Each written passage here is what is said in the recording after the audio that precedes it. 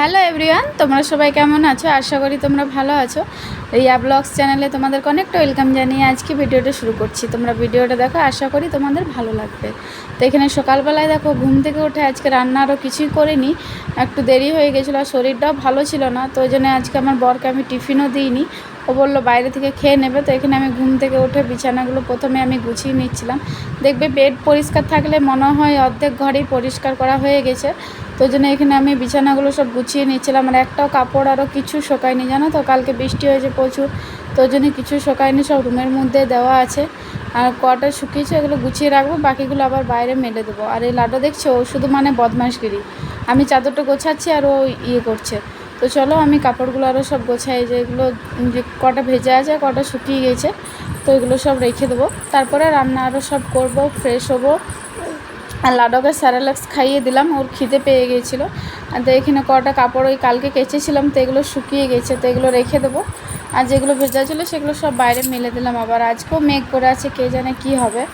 আর তারপরে চলো স্নান টান করে পুজো টুজো দিয়ে দিই। তো এখানে দেখো স্নান করে পুজো টুজো দিয়ে দিলাম, আর ঘরটা আরও সব পরিষ্কার হয়ে গেছে। তারপরে এখানে আমি চা চাপিয়ে দিচ্ছি, আজকে নাস্তাও কিছু করিনি, ওই চা বিস্কুট একটু মুড়ি এগুলাই খেয়ে নেবো।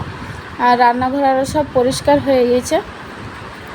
তারপরে আমি ভাত চাপাবো। তো এখানে দেখো ভাতও চাপিয়ে দিলাম, ভাতের মধ্যে ডাল আলু দিয়ে দিলাম।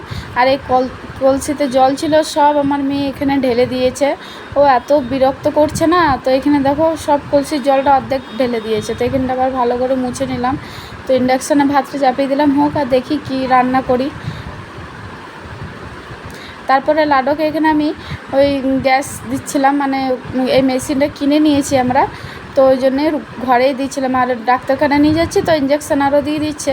তো তার থেকে ভাবলাম যে না, ঘরেই দিই। তো ওই জন্য এখানে গ্যাসটা দিয়ে দিলাম ওকে। তারপরে দেখো এখানে আমি লাস্টে ভাবলাম পোস্তই করে দিই। তো এখানে একটু পেঁয়াজ পোস্ত করে দিলাম, আর একটু আলু মাখা করলাম, আর ডাল আর ভাত ফাঁস, আর কিছু করিনি। আর লাডো দেখবে কি বদমাশগিরি করছে, ও চিরুন টিরুন সব শুধু নিচে ফেলার ধান্দা। একটা নতুন চিরুন নিয়ে এসেছিলাম, নিচে ফেলে দিয়েছে। আর নিচে যে থাকে না, ও একদম ভালো না, ও একটু ঝগড়িটা টাইপের, ফেলে দিয়েছে। তারপর দুপুরবেলায় দেখো খাবারটা খেয়ে নেবো, লাডোকে আমার সাথেই খাইয়ে দেবো, আলাদা করে আর খেলো না, তো আমার সাথে খাইয়ে দেবো। তারপরে বিকেলবেলা দেখি হঠাৎ অনেক মেঘ করেছে। তারপরে দেখো এইদিকে লাডো ঘুম থেকে উঠে গিয়েছে, তো অনেক কাঁদছিল। তোকে স্যারলেক্স আরও খাওয়ালাম। তারপর ওর বাবা ডিউটি থেকে চলে এসছে, ওর বাবার কাছে ওকে রেখে ওই পাশের বাড়ি দিদি আর আমি চলে এলাম মার্কেটে। কালকে তো সোমবার, তো সেজন্য কাছে চুড়ি নেব, তারপরে পুজোর কটা জিনিস নেবো। আর সবজিও ছিল না, তো ভাবলাম কিছু নিয়ে যাই, আর চুড়ি টুড়ি এসবই নেবো। আর মেঘটা দেখো কত মেঘ করেছে, অন্ধকার করে মেঘ করে এসছে, প্রচুর মেঘ করেছে। আর বাজার আজকে প্রচুর ভিড়, এত ভিড় না, শ্রাবণ মাস তো ওই জন্য এত ভিড়। আর ফুলের এত দাম বাড়িয়ে দিয়েছে, 20 টাকারও ফুল দিচ্ছে না, তখন 10 টাকার দিত, এখন আবার 20 টাকারও দিচ্ছে না। তো এই দেখো চলে এসেছি, ফুল নিয়েছি আমি, সবুজের লালে চুড়ি নিয়েছি, আর একটা বাটি নিয়েছি, ওই শিব ঠাকুর আছে তো আমার, শিব ঠাকুরটা বসাবো।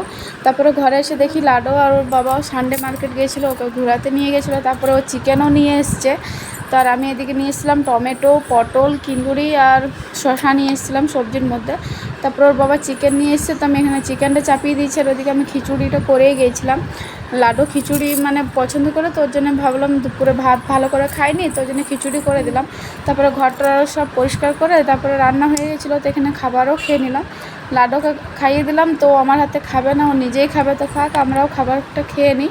তারপরে সব পরিষ্কার টরিষ্কার করে এখানে দেখো একটু বাইরে বসেছিলাম, বৃষ্টি হচ্ছিলো, তো ভাবলাম এখানে একটু বসি, ঠান্ডা ঠান্ডা হাওয়া আসছে। তো চলো আজকে ভিডিওটা এখানেই শেষ করছি। তোমরা সবাই আমার পাশে থেকো, তোমরা সবাই ভালো থেকো, টাটা সবাইকে।